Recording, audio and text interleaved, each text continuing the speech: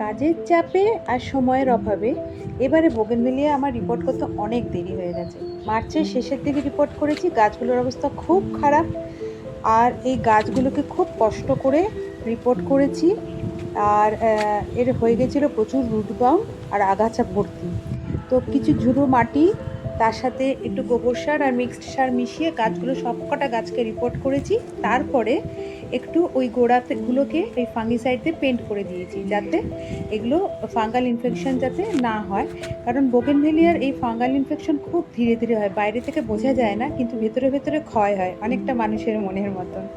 তো এরপরে গত সপ্তাহে আমি এর গোড়ায় দিলাম 10-26-26 আর এবং জল তো দিয়েই যাচ্ছি তার সাথে প্রত্যেক দিন। গরম বলে কিন্তু বোগেনভেলিয়া জল দেওয়া কমাবেন না। দেখুন কি সুন্দর ফুল এসছে। আর বিশেষ করে ফুল থাকা অবস্থায় গাছে সব সময় জল দেবেন, নাহলে ফুলগুলো কিন্তু একদম ঝরে যাবে। তাহলে আপনিও করে ফেলুন এখন এই পরিচর্যাগুলো।